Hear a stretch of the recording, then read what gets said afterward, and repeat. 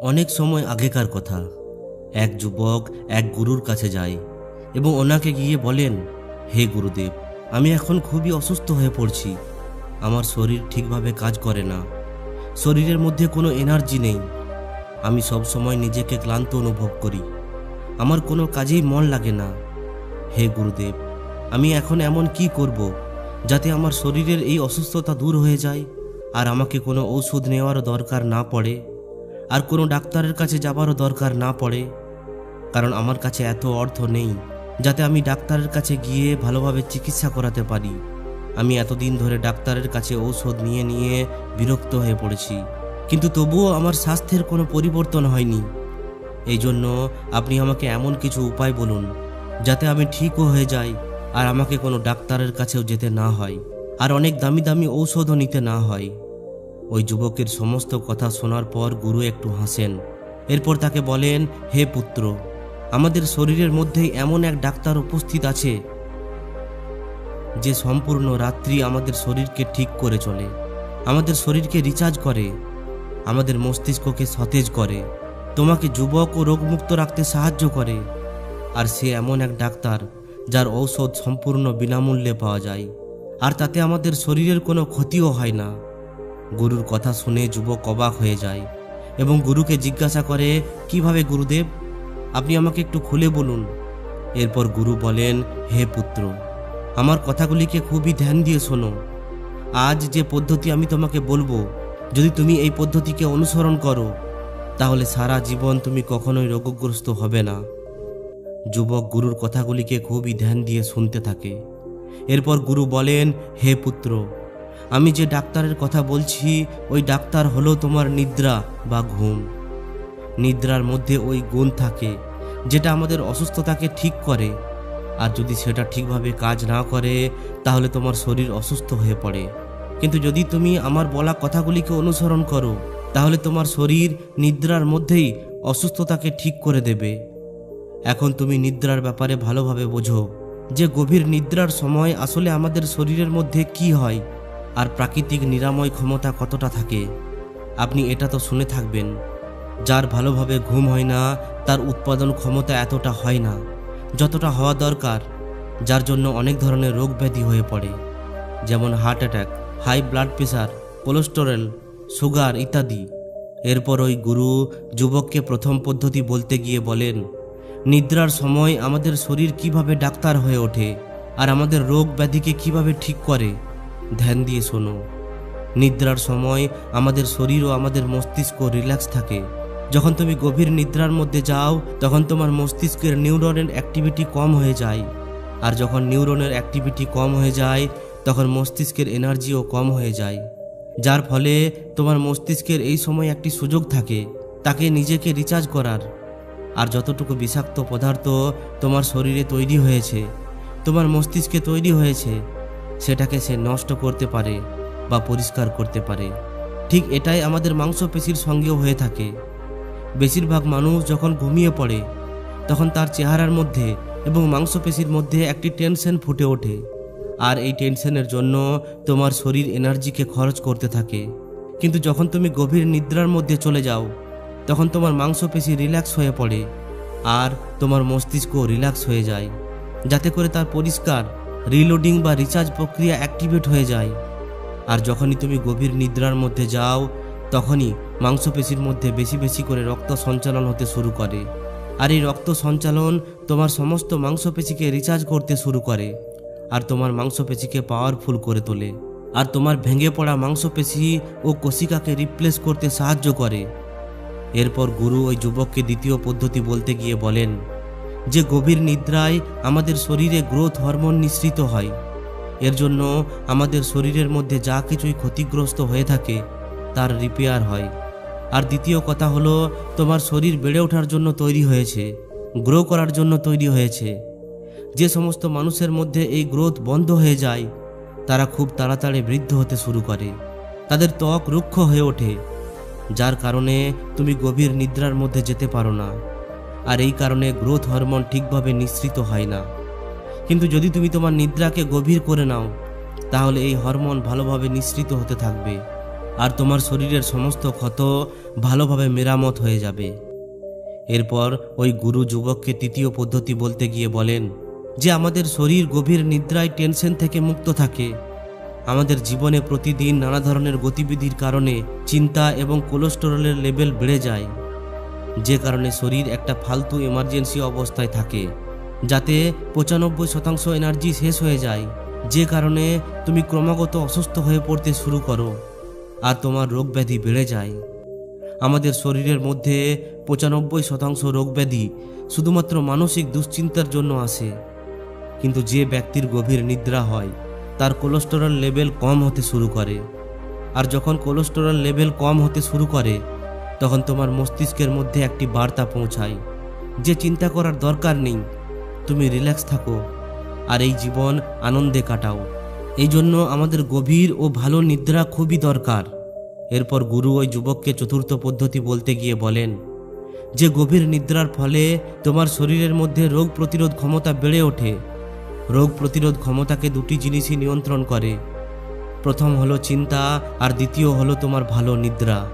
কিছু মানুষ আবহাওয়ার পরিবর্তনের ফলে খুব তাড়াতাড়ি অসুস্থ হয়ে পড়ে।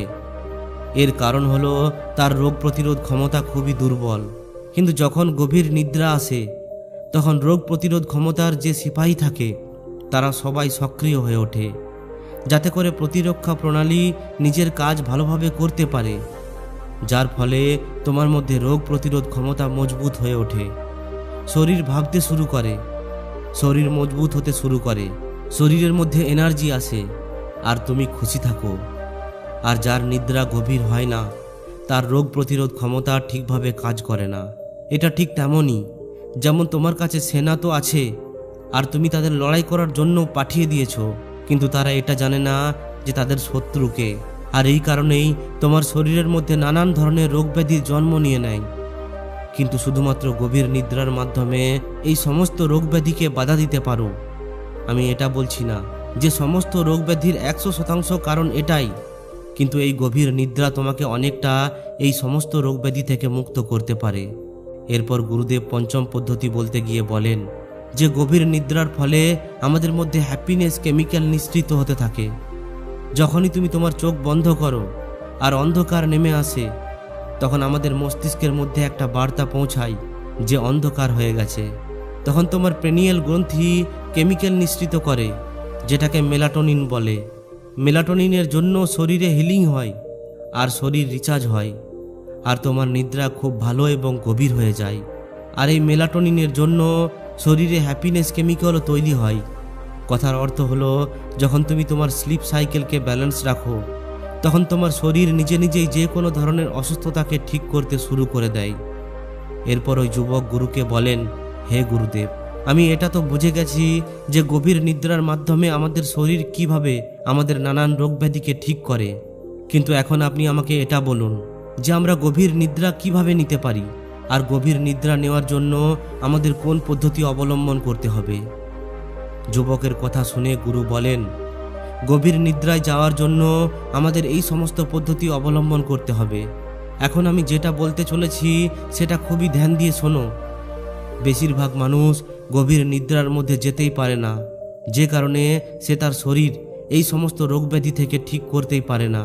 কারণ কাঁচা ঘুমে তোমার মাংসপেশির মধ্যে রক্ত ঠিকভাবে সঞ্চালিত হয় না, কোলেস্টেরল কম হয় না, আর তোমার শরীরও রিফ্রেশ হয় না, যার ফলে তোমার শরীরের মধ্যে অনেক ধরনের রোগ ব্যাধির জন্ম হয়। তাই গভীর নিদ্রায় যাওয়ার জন্য তোমাকে সবথেকে প্রথমে এই কাজটি করতে হবে। ঘুমানোর প্রায় 1 ঘন্টা আগে তোমাকে তোমার ঘর অন্ধকার করে দিতে হবে। তুমি ঘরের মধ্যে যে সমস্ত লাইট জ্বেলে রাখো সেগুলো প্রায় 1 ঘন্টা আগে বন্ধ করে দিতে হবে। কারণ যদি আলো থাকে তাহলে তোমার মস্তিষ্কে এই বার্তা যাবে যে এখন জেগে থাকার সময়, আর এর ফলে মেলাটোনিন নিঃসৃত হবে না, আর এই মেলাটোনিনই আমাদের গভীর নিদ্রায় নিয়ে যায়। দ্বিতীয় কাজ, তোমাকে রাত্রে মোবাইল চালানো চলবে না, কারণ মোবাইলের মাধ্যমে যে নীল লাইট আমাদের চোখে পড়ে যাতে করে আমাদের মস্তিষ্কে এই বার্তা যায় যে এখনও ঘুমানোর সময় হয়নি। এই জন্য যখন অনেক গভীর রাত্রি পর্যন্ত আমরা মোবাইল ব্যবহার করি তখন হয় আমাদের ঘুম আসে না, না হয় আমাদের ভালোভাবে ঘুম হয় না। এই জন্য ঘুমানোর প্রায় 1 থেকে 1.5 ঘন্টা আগে আমাদের মোবাইল বন্ধ করে রেখে দেওয়া উচিত। যাতে করে তুমি গভীর নিদ্রায় যেতে পারো। গভীর নিদ্রায় যাওয়ার জন্য তৃতীয় পদ্ধতি হলো তোমাকে ঘুমানোর 3 ঘন্টা আগে খাবার খেয়ে নিতে হবে। জৈন সমাজে লোকেরা রাত্রে খাবার খায় না, কারণ যখন আমরা পেট ভরে খাবার খেয়ে নিই তখন আমাদের প্রাণশক্তি ওই খাবারকে হজম করাতে লেগে পড়ে, আর সে লেগেই থাকে, যাতে করে সে আমাদের শরীরের রোগ ব্যাধিকে ঠিক করার সময়ই পায় না। এই জন্য অনেক বেশি তেল মশলাযুক্ত খাবার খাওয়া উচিত নয়, কারণ যখন অনেক বেশি মশলাযুক্ত খাবার তোমার পেটের মধ্যে যায় তখন ওই খাবার ভালোভাবে হজম হয় না। তাতে তোমার রক্তের মধ্যে অ্যাসিডিক লেভেল বেড়ে যায় আর পিএইচ কম হয়ে যায়, যাতে করে তোমার শরীর আরও বেশি অসুস্থ হয়ে পড়ে। মশলাযুক্ত খাবার খাওয়ার ফলে আমাদের অ্যাসিডিটি হতে শুরু করে।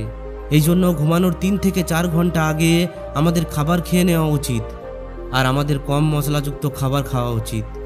আর যারা ঘুমানোর আগে হালকা খাবার খায়, মোবাইল ব্যবহার করে না, নিজের পরিবারের সঙ্গে সময় কাটায়, হাসি মজা করে, তাদের খুব ভালো এবং গভীর নিদ্রা হয়। গভীর নিদ্রায় যাওয়ার জন্য চতুর্থ কাজ তোমাকে এটা করতে হবে, তোমাকে চিন্তা থেকে দূরে থাকতে হবে। যারা পরিবারের সঙ্গে থাকে না তারা চিন্তাকে সঙ্গে নিয়ে ঘুমায়।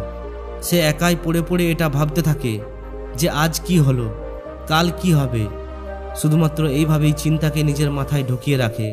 শোয়ার সময় যে বিচার তোমার মধ্যে আসে সেটাই সম্পূর্ণ রাত্রি চলতে থাকে। সকালে ওঠার পরও ওই বিচারই চলতে থাকে, যার ফলে তোমার সম্পূর্ণ দিন চিন্তাগ্রস্ত হয়ে থাকে আর তোমার রাত্রে ভালোভাবে ঘুমও আসে না। এই জন্য ঘুমানোর আগে ভালোভাবে যোগ নিদ্রার অভ্যাস করো আর ভালো কথার ব্যাপারে ভাবো। নিজেই নিজেকে ভালো ভালো কথা বলো, কারণ যদি তোমার মস্তিষ্কের মধ্যে নেগেটিভ চিন্তা ভাবনা আসে তাহলে সেটা তোমাকে দুঃখই দেবে। আর যদি তোমার মাথার মধ্যে পজিটিভ বিচার আসে তাহলে ওই পজিটিভ বিচার তোমাকে নতুনভাবে নির্মাণ করবে আর তোমাকে চিন্তা থেকে অনেক দূরে রাখবে। তোমার শরীরের সমস্ত রোগ ব্যাধিকে ঠিক করে তুলবে, তোমার আত্মাকে শক্তিশালী করে তুলবে। এরপর গুরু ওই যুবককে বলেন, হে পুত্র, আমরা গভীর নিদ্রার মধ্যে থেকে নিজেদের শরীরের 95% রোগ ব্যাধিকে ঠিক করতে পারি। এই জন্য আমাদের গভীর নিদ্রায় যাওয়ার অভ্যাস করতে হবে। তুমি কি জানো, মহাত্মা গৌতম বুদ্ধ গভীর নিদ্রায় যাওয়ার জন্য রাত্রে খাবারই খেতেন না, আর যদি খেতেনও তাও খুবই অল্প মাত্রায়, নামমাত্র ভোজন করতেন, যার জন্য তিনি সবসময় সুস্থ ও রোগমুক্ত থাকতেন।